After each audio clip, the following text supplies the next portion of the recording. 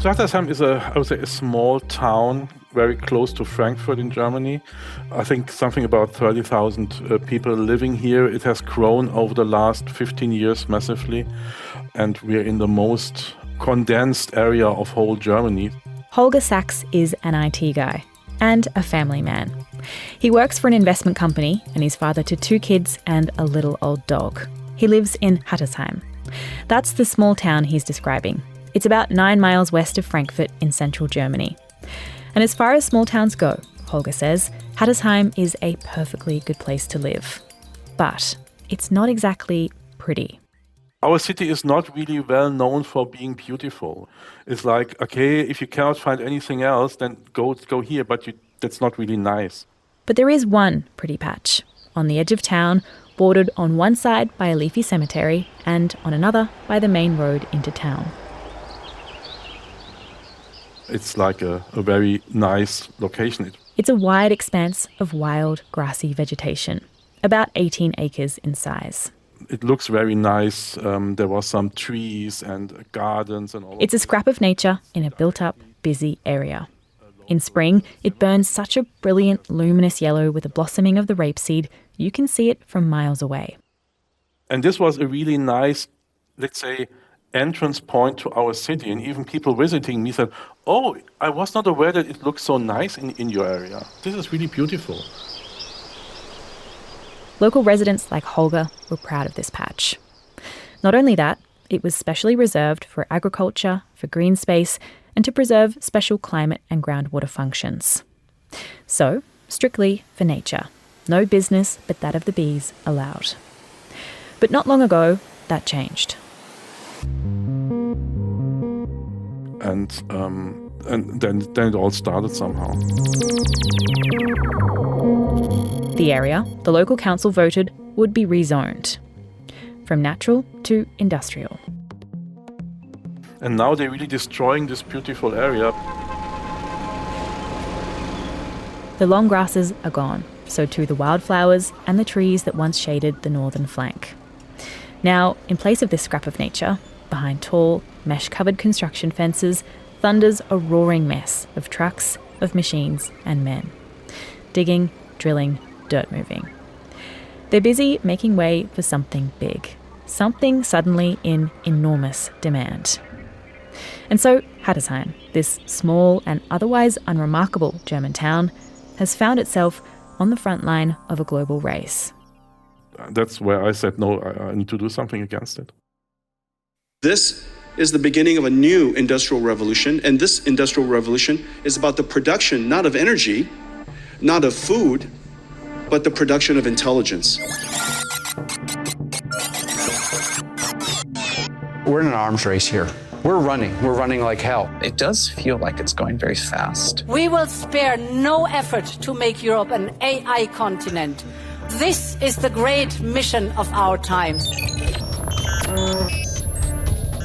This is the future, we're told, of economic growth, of innovation. And we'd better not get left behind. Tech companies are spending billions of dollars to build data centers around the country to power AI. So what happens when this race hits the ground, here in Europe? I'm Charlie Shield, and in this 2-part series from Living Planet, we're digging into the data center boom in Germany, Europe's biggest data center hub. This is episode 1. Hello. Hi, Svenja. Yeah, lovely to meet you. I've come to this small town, Hattersheim, in central Germany, to meet another resident here. She's a colleague of Holger's. They've been working together to fight the rezoning, and she agreed to show me around today. Her name is Svenja Stöber. Should I take my shoes off? Oh, it's fine. Do you want to go straight away to the construction site? Yeah, we could.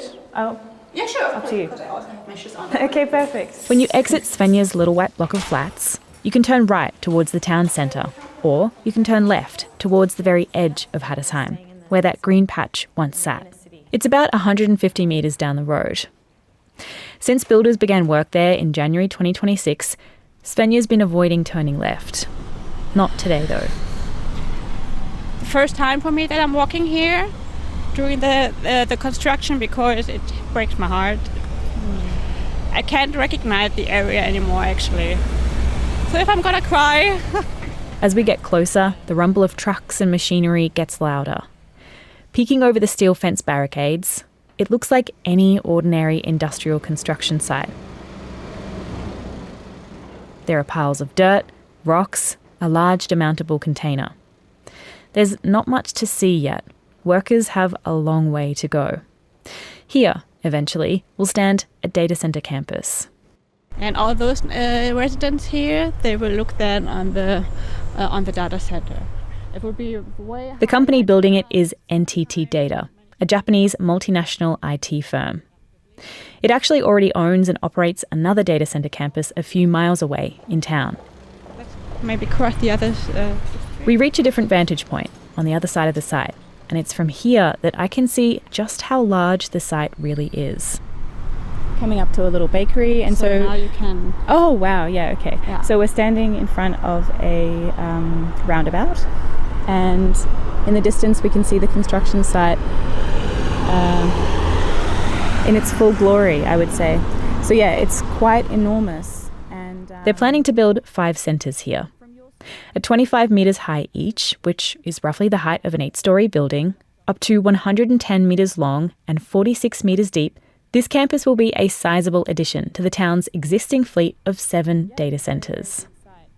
The town's mayor, Klaus Schindling, who's a member of the Conservative Christian Democrats Party and also sits on the board of the German Data Centre Association himself, said this is all part of a plan. One to make Hattersheim a smart digital city.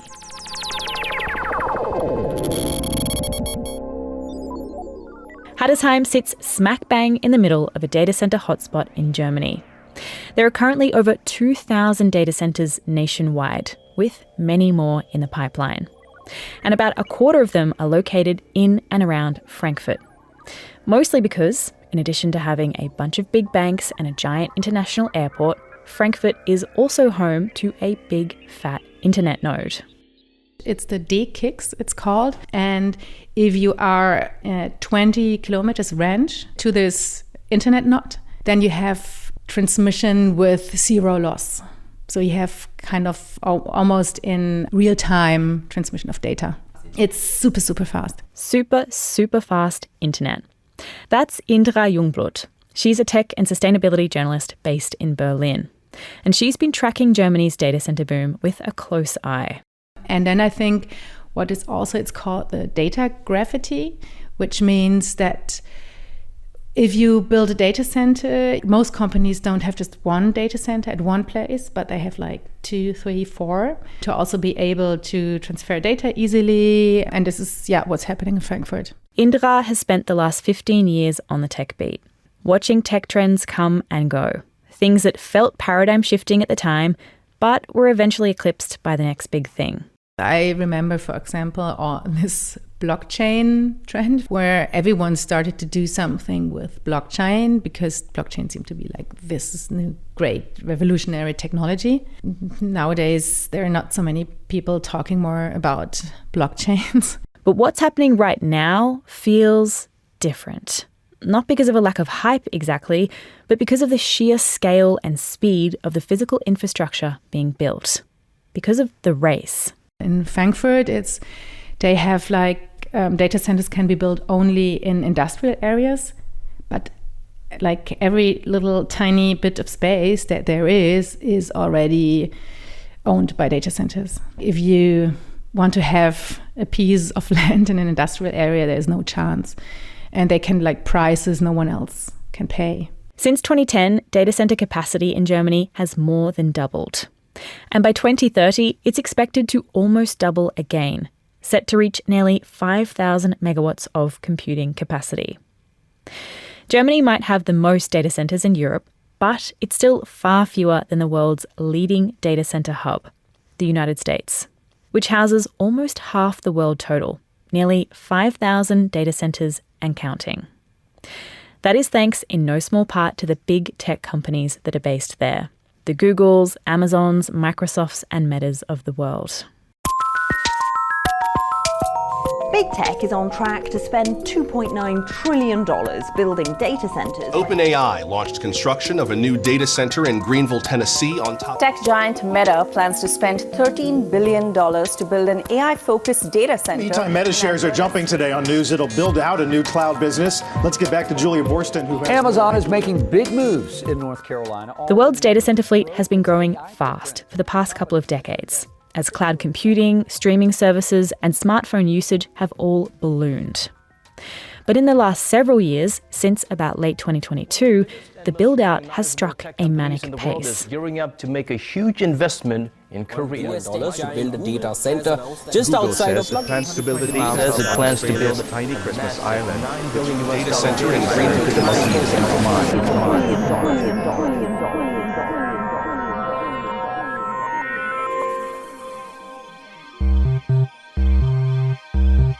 Data centers are often described as the backbone of our digital lives.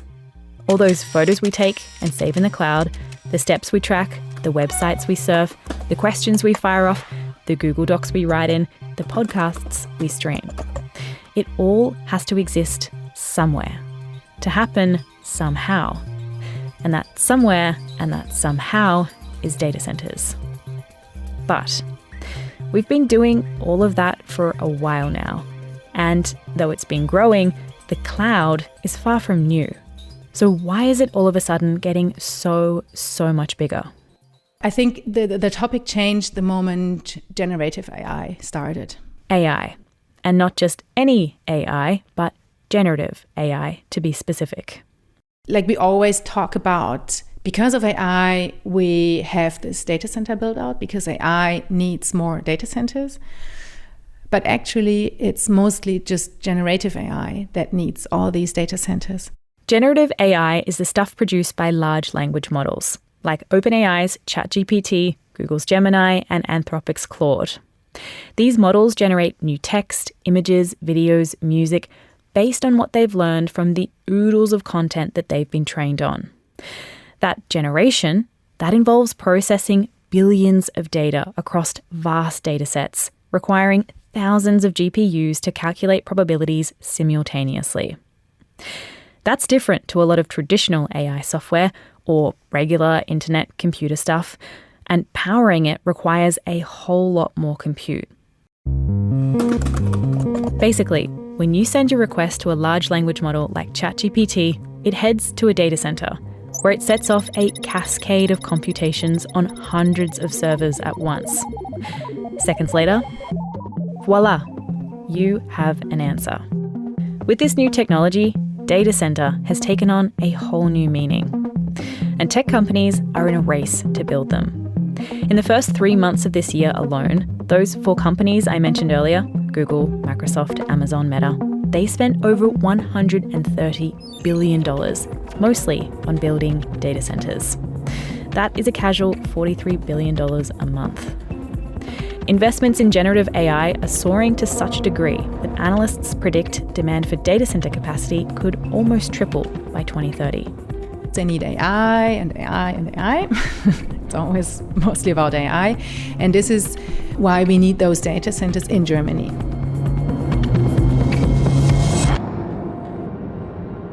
We'll be back after this short break. I'm Amy Scott, host of How We Survive, a podcast about the messy business of climate solutions.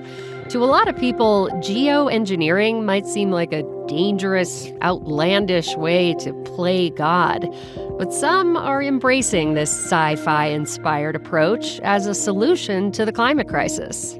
Listen to How We Survive on your favorite podcast app.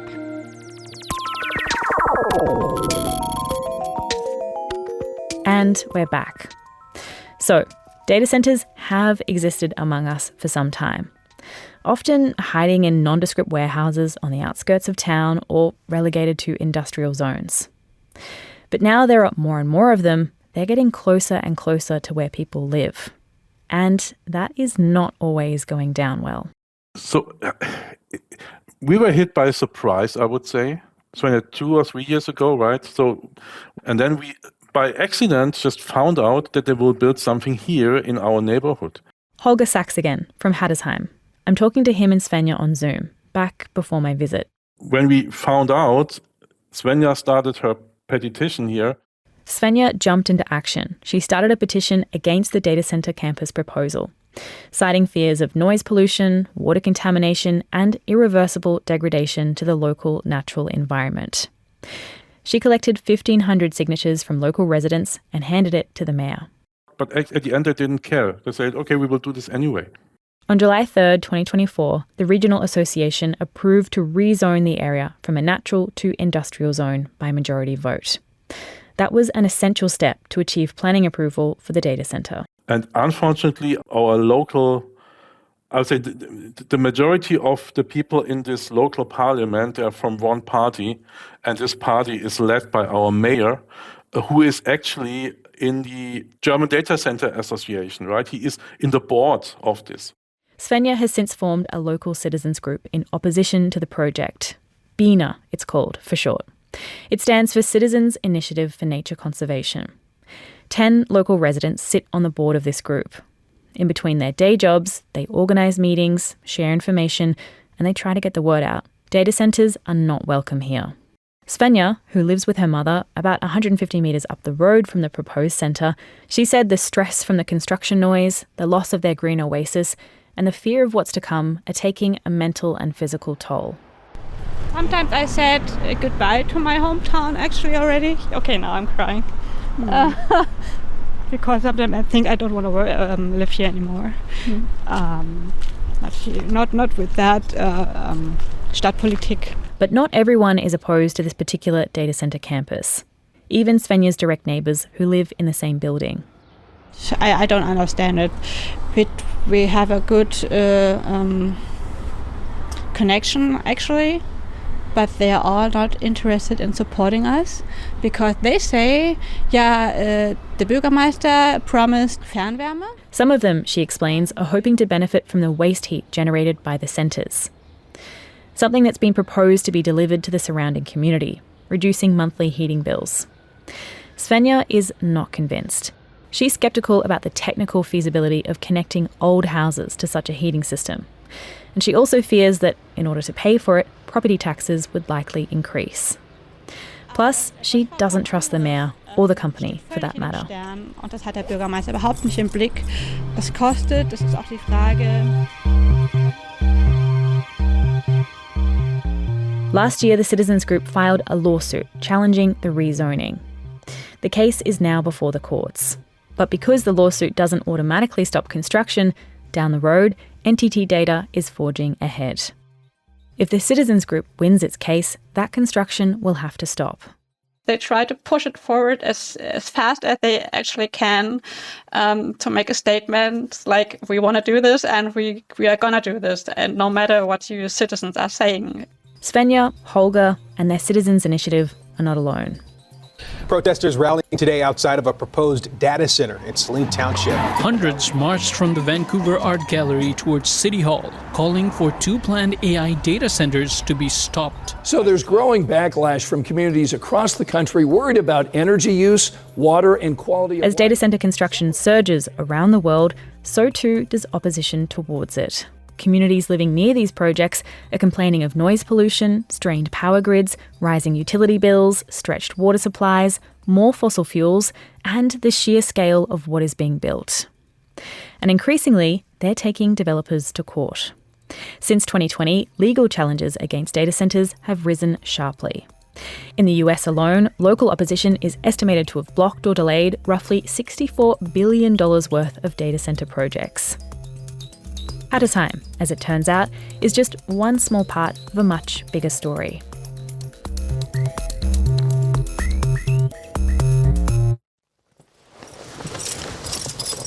Before I leave Svenja and Hattersheim, I ask her if we can take a quick trip into town.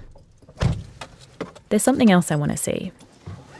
Standing in front of the construction zone earlier, at the end of Svenja's street, I could see that it was big, but it was hard to imagine what's to come.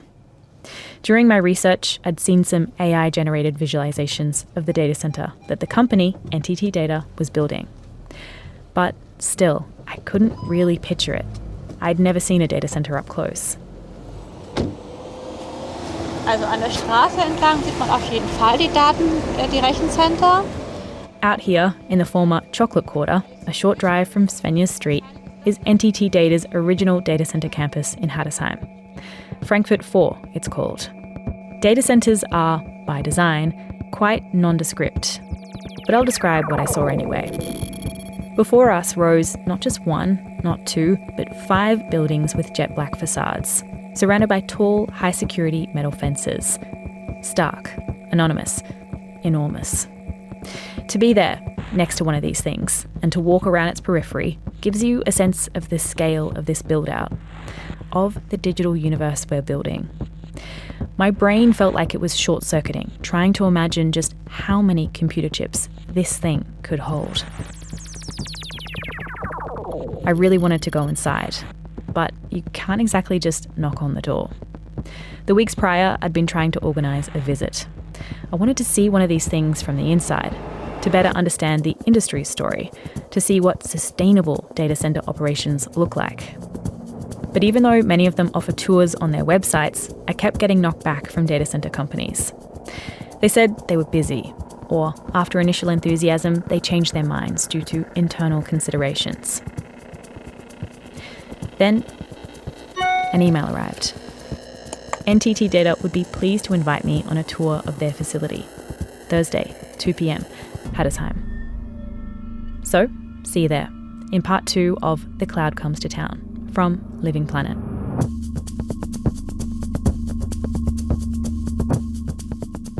This Living Planet miniseries was created by me, Charlie Shield, and Neil King. It was written by me, a human, not a robot, and it was edited by Neil King. And I can attest that he too is human. If you rate this Living Planet episode, you could make us so happy by leaving a rating and a review on Apple Podcasts or Spotify or YouTube. And if you'd like to reach us directly, you can email us at livingplanet@dw.com, or you can leave us a voice note at speakpipe.com/livingplanet. See you next week.